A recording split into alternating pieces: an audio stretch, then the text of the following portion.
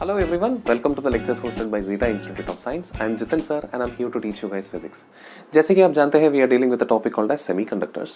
ये semiconducors के अंदर अब तक हम लोग ने काफ़ी सारी चीज़ें देख ली है. पिछले लेक्चर में हम लोग ने ट्रांजिस्टर के बारे में सीखा, ट्रांजिस्टर के बाइसिंग कैसे किए जाते हैं इसके बारे में सीखा. एंड मैंने आपको पिछले लेक्चर में ये भी बताया था कि हम अक्सर NPN ट्रांजिस्टर्स यूज़ करते हैं PNP से कंपैरेटिवली, बिकॉज NPN में ज़्यादातर कैरियर्स इलेक्ट्रॉन्स होते हैं और इलेक्ट्रॉन्स को कैरी करना कंपैरेटिवली ईजी होता है, कम एनर्जी लगता है. बट ज़्यादातर अगर कैरियर्स अगर होल्स रहेंगे, जैसे कि PNP ट्रांजिस्टर में अगर होल्स रहेंगे तो होल्स को मूव करवाना उतना ईजी नहीं होता. So the mobility of electrons are much greater than as compare to the mobility of holes. That's the reason why we generally use NPN transistors instead of PNP transistors more often. So in this video I am going to teach you a basic operation, like the basic operation of a PNP transistor.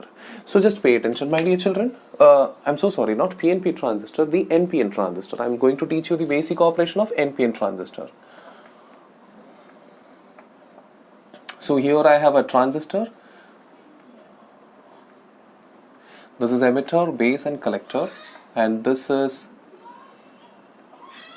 junction, as you guys know. अब आप बोला कि sir जी आपने एक junction को छोटा बनाया और दूसरे जंक्शन को बड़ा बनाया, ऐसे क्यों बनाया? उसका रीजन आपको समझ में आएगा. What I am going to do is I am going to forward by this particular junction. As you guys know, this is N, that means lot of electrons. This is emitter, that means it should be heavily doped, so there will be a lot of free electrons. And this is base, it should be lightly doped, therefore this is N, this is P, and this one is also N. And this is collector, it should be moderately doped. So yeah, this is my setup. Emitter, base, I'll write base over here, and then finally collector. Okay, so I'm going to bias both the junctions. So the first junction I'm going to do forward biasing in the first junction, like basically I'm going to follow forward reverse biasing. Okay, so the first junction I'm going to do forward biasing on the first junction, and on the second junction I'll be doing reverse biasing. So if I perform forward biasing over here, the negative, the N region should be connected to the negative terminal. That means forward biasing. Okay, so this is my first cell which is helping us to do forward biasing. And in the second case, this is negative, or this is N region. N region shall be connected to positive terminal in order to perform the reverse biasing. So the second junction is reverse biased and the first junction is forward biased. As you guys know, when we forward bias any particular junction, the junction जो होती है वो छोटा हो जाता है और electrons जो होती है फ्लो होना शुरू हो जाता है. तो उसका रिसेम्बलेंस बताने के लिए मैंने फर्स्ट जंक्शन को छोटा बना दिया. कौन से जंक्शन को? EB जंक्शन को. एंड सेकंड जंक्शन को मैंने बड़ा क्यों बनाया? क्योंकि सेकंड जंक्शन में जो है पावर सप्लाई जो है वो रिवर्स बायस कर रही है, तो रिवर्स बायस में अक्सर डिप्लीशन रीजन को बड़ा किया जाता है. So that's the reason why I am making this change. Anyway, so एक एक करके नाम से बुलाना पड़ेगा. Negative, positive, I will call this as VEE. Just ऐसे रैंडमली नाम दे रहा हूँ. EE क्यों बता रहा हूँ? ये E से कनेक्टेड है इसलिए. और इसको एक काम करता हूँ, VCC करके नाम दे देता हूँ क्योंकि ये कलेक्टर से कनेक्टेड है. रैंडमली मैंने ऐसे ही नाम दे दिया. अब होगा क्या? Since it is negative, since it is forward biased होने की वजह से, ये नेगेटिव टर्मिनल की वजह से ये सारे इलेक्ट्रॉन्स को आगे की तरफ दबाव मिल जाता है. बहुत सारे इलेक्ट्रॉन्स है यहाँ पर, तो सारे के सारे इलेक्ट्रॉन्स, लाइक 100% इलेक्ट्रॉन्स को, यहाँ के जो भी फ्री इलेक्ट्रॉन्स है, सारे के सारे इलेक्ट्रॉन्स को आगे की तरफ दबाव मिल जाता है. अभी ये जितने भी इलेक्ट्रॉन्स आगे की तरफ जा रही है, ओके, अभी आपको तो पता है कि इन जनरल डायोड में पता है क्या होता था? डायोड में ऐसा होता था कि भाई जंक्शन से, फॉर एग्जाम्पल यहाँ पर इलेक्ट्रॉन्स है, यहाँ पर होल्स है. सो इक्वल डायोड में कैसे होता था? यहाँ पर जितने इलेक्ट्रॉन्स होते थे फ्री इलेक्ट्रॉन्स, उतने ही यहाँ पर होल्स होते थे. सो द नंबर्स जो होती है वो सेम होती थी. सो जितने इलेक्ट्रॉन्स आगे की तरफ जाते थे उतने ही होल्स के साथ, ये इलेक्ट्रॉन्स होल्स के साथ रिकम्बाइन होके यहाँ से उसके हिसाब से करंट बाहर की तरफ, करंट जो होती है, करंट का डायरेक्शन ऐसा उसके हिसाब से डिसाइड होता था. तो बेसिकली जो भी करंट जनरेट होता है, ये करंट बेसिकली क्यों जनरेट होता है? जितना इसके पास होल्स है उसके कैपेसिटी के हिसाब से करंट जनरेट होता है. Over here if you will see what is happening, ये सारे के सारे इलेक्ट्रॉन्स जंक्शन क्रॉस करके चले गए because of forward bias. But क्या होता है, यहाँ पर ज्यादा होल्स नहीं है. यहाँ पर भी अगर ज्यादा होल्स होते उनको हैंडल करने के लिए, तो प्रॉपरली जितना इलेक्ट्रॉन है ना वो पूरा का पूरा यहाँ से निकल के एक डायोड की तरह इधर करंट फ्लो होता था. मतलब इलेक्ट्रॉन का फ्लो इस तरह होता था. दैट मीन्स करंट का फ्लो उल्टा होता था. IB ऐसा होता था. इलेक्ट्रॉन इस तरफ जा रही है, मतलब करंट ऐसे आ रही है. IE. So what I'm trying to say, यहाँ से 100% इलेक्ट्रॉन्स जा रही है, इधर से इधर होल्स बहुत कम होने की वजह से जितने होल्स है उसके कैपेसिटी के हिसाब से इलेक्ट्रॉन्स बेस में फिट हो सकता है। तो बेस जितना इलेक्ट्रॉन्स को हैंडल कर सकता है उतना इलेक्ट्रॉन्स को हैंडल करके वो उतने इलेक्ट्रॉन्स को बाहर की तरफ भेजेगा। But that number of electron is even less than 5% of electrons. Okay, so जो इलेक्ट्रॉन्स है, टोटल परसेंटेज जो भी इलेक्ट्रॉन्स है उसका 5% से भी कम है वो इलेक्ट्रॉन्स। ये एक प्रॉब्लम है। तो सवाल ये है कि अगर 5% से भी कम, मान लीजिए 2%, 100% इलेक्ट्रॉन्स जो भेजा उसमें से अगर 2% यहां पर उतरा, बाकी 98% इलेक्ट्रॉन्स करेंगे क्या? क्या वो लोग वापस जा पाएंगे? नहीं जा पाएंगे, क्योंकि ये नेगेटिव टर्मिनल उसको रिपेल कर रही है। क्या वो नीचे उतर पाएंगे? नहीं पाएंगे, बेस उसको हैंडल ही नहीं कर पा रहा है। बेस जितना हैंडल कर पाएगा उतने ही इलेक्ट्रॉन्स नीचे उतर पाएगा। तो बाकी 98% करेंगे क्या? तब जाके उनको दिखाई देगा ये पॉजिटिव टर्मिनल यहाँ पर एक पॉजिटिव पोटेंशियल क्रिएट कर रहा है, जिस वजह से ये इलेक्ट्रॉन्स को वैसे भी वो आगे की तरफ खींचने की कोशिश कर रहा था, लेकिन वो इलेक्ट्रॉन्स फ्लो नहीं हो पा रहे थे because of this depletion region. आपको पता ना, सर्किट कंप्लीट हुआ तब जाके इलेक्ट्रॉन्स फ्लो हो पाएंगे।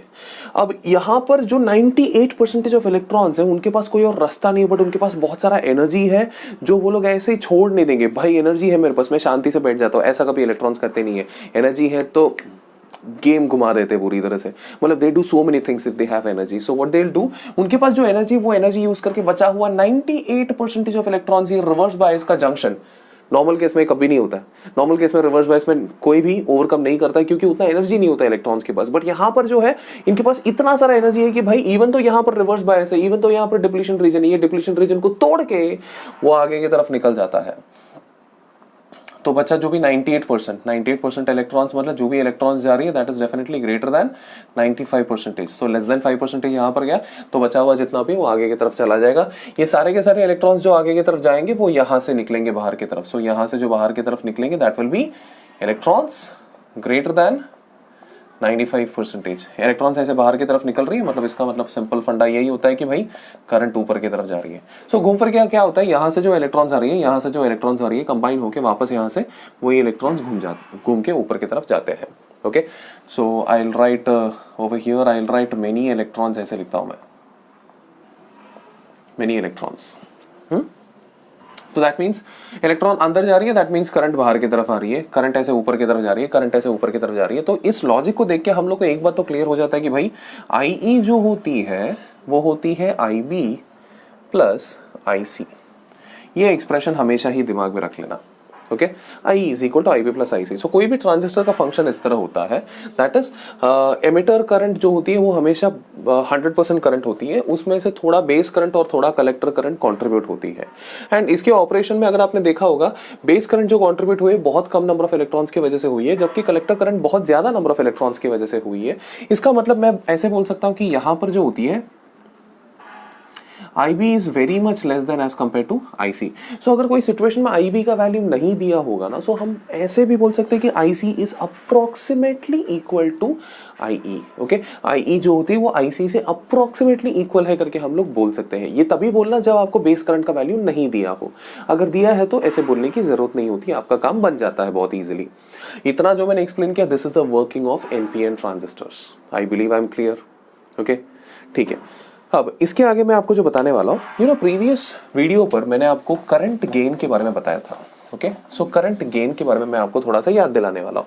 करंट गेन बेसिकली क्या होती है, output current upon input current होती है। Okay, so common emitter configuration के लिए हम लोग अल्फा के सिंबल से डिनोट करते थे, फिर कॉमन बेस के लिए बीटा एंड कॉमन कलेक्टर के लिए गामा के सिंबल से डिनोट करते थे। अगर आप लोगों को पता नहीं what is current gain, I request you guys to please make sure of watching my previous video and then watch this video so that you will get a better understanding. Okay, so proceeding further, इसको यूज करके current gain के expressions में आपको बताना चाहता हूं। Now we know that okay, in common emitter configuration, in C configuration, current gain alpha is equal to IC upon IB, ये चीज हम जानते हैं। Okay, and in CB configuration जो बीटा होती है वो होती है IC upon IE। Okay so हमें अल्फा का वैल्यू मिल गया, बीटा का वैल्यू मिल गया। अब ये अल्फा और बीटा के आपस में जो रिलेशन है, आप बोलोगे सर जी गैमा भी तो है ना। हाँ भाई गैमा भी है, बट हाल फिलहाल के लिए हम लोग को ना अल्फा और बीटा के बीच का रिलेशन जस्ट निकालना है। Let's try to do that. Alpha और बीटा के बीच का रिलेशन कैसे निकालेंगे, यहां से हम लोग निकाल सकते हैं अल्फा और बीटा के बीच का रिलेशन। सो इसके आगे मैं क्या करने वाला हूँ, करंट गेन्स के बीच का रिलेशन निकालने वाला हूँ। Now we know that I E is equal to I B plus I C. मुझे अल्फा और बीटा को इस एक्सप्रेशन के अंदर लेके आना है। अल्फा क्या है, आई सी अपॉन आई बी है, बीटा क्या है, आई सी अपॉन आई बी है। भाई दोनों में आई सी तो कॉमन दिखाई दे रहा है। एक काम करता हूं मैं, थ्रू आउट ना आई सी से डिवाइड करके देख लेता हूं, जस्ट ऐसे ही रैंडमली डिवाइड करके देख लेता हूं। अगर मैं इसको डिवाइड करके देखूंगा, यहां पर आएगा I B upon I C plus I C upon I C is 1। Now IE upon IC is actually beta का उल्टा, मतलब मैं इसको लिखूंगा 1 by beta is equal to IB upon IC is actually alpha का उल्टा। so इसको मैं लिखूंगा 1 by अल्फा प्लस 1। ये होगा आपका जनरलाइज्ड रिलेशन। आप बोलोगे ठीक है सर जी आपने जो बोला सही बोला, लेकिन मुझे क्या बीटा और अल्फा का सेपरेट एक्सप्रेशन मिल सकता है? यस डेफिनेटली, क्यों नहीं मिल सकता है भाई। कोशिश करते हैं, इसको एलसीएम निकालेंगे। So 1 by beta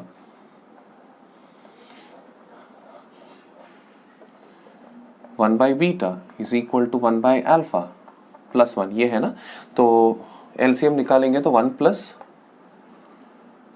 alpha upon alpha मिलेगा। इसको अगर उल्टा कर देंगे तो बीटा का एक्सप्रेशन मिल जाएगा अल्फा अपॉन 1 प्लस अल्फा। ये होगा एक एक्सप्रेशन।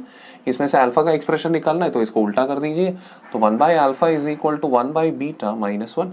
वापस सेम स्टोरी, एलसीएम निकाल दीजिए, it is 1 minus beta upon beta, that means alpha is equal to beta upon 1 minus beta.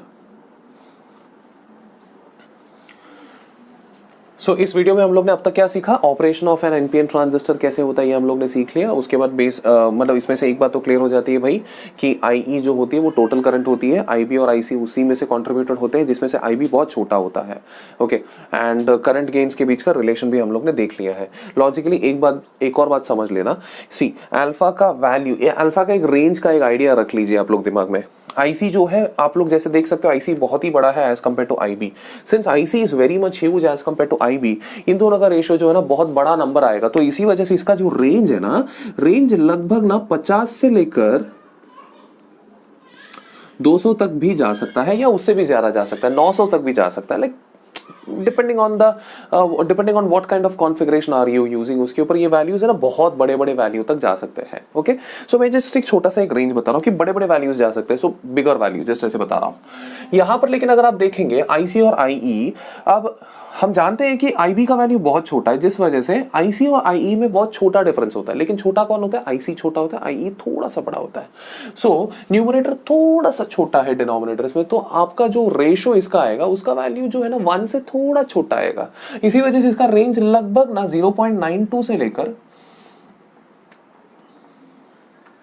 0.98 तक जाती है। लाइक अप्रोक्सीमेटली बोल रहा हूं मैं, अप्रोक्सीमेटली इतना रेंज होता है उसका। So I believe this lecture is very fruitful for you guys. My dear children, please pause the video and make a note of it. I believe ये लेक्चर सभी लोगों को समझ में आया है। मिलते हैं नेक्स्ट लेक्चर में न्यू कॉन्सेप्ट के साथ, इसके कंटिन्यूएशन के साथ। Till then take care, bye.